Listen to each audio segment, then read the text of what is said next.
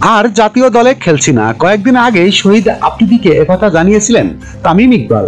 তবে তামিমকে নিয়ে আশার আলো নিভে যায়নি বলে জানিয়েছেন প্রধান নির্বাচক গাজী আশরাফ হোসেন লিপু। সিদ্ধান্ত নেওয়ার জন্য পরিবারের সঙ্গে আলোচনার সুযোগ দেওয়া হয়েছে তামিমকে। বুধবার 8 জানুয়ারি সিলেটে তামিম ইকবালের সঙ্গে বৈঠক শেষে গণমাধ্যমে একথা জানান প্রধান নির্বাচক। লিপু বলেন, তামিমের সঙ্গে আগেই হয়তো আমাদের একটু আলোচনা হতে পারত।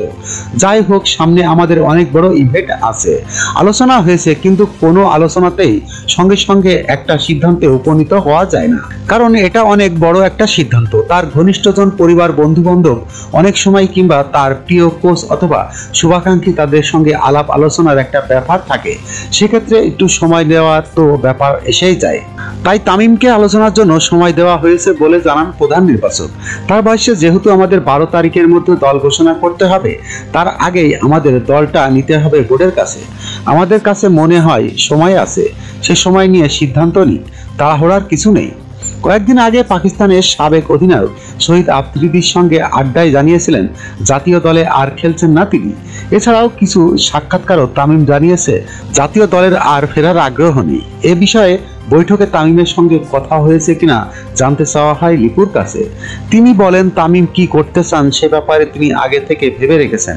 আমার বিশ্বাস, এত বড় খেলোয়াড়, তারপরও কোনো একটা কিছুর ক্ষেত্রে কিছু কিছু সময় সংশয় সৃষ্টি হয়, তখন পরিবারকে কে না সম্মান করে, প্রত্যেকেই করে। কাজেই কোনো একটা কিছু সিদ্ধান্ত গ্রহণ করার ক্ষেত্রে পরিবারের কাছ থেকে একটা মতামতের বিষয় খুব গুরুত্বপূর্ণ হয়ে যায়। 2023 সালে আফগানিস্তান সিরিজ চলাকালীন আচমকা সব ধরনের ক্রিকেট থেকে অবসর নেন তামিম। তখন তিনি ছিলেন দলের অধিনায়ক। এই সময় তুমুল আলোড়ন তৈরি করে এই ঘটনা।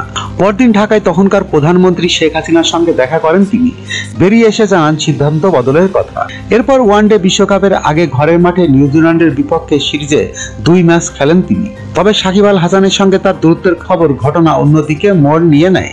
তামিমকে ছাড়াই বিশ্বকাপ খেলতে যায় বাংলাদেশ। যখনকার খবর তখনই দেখতে চোখ রাখুন সুন 24 টিভিতে। চ্যানেলটি সাবস্ক্রাইব করুন।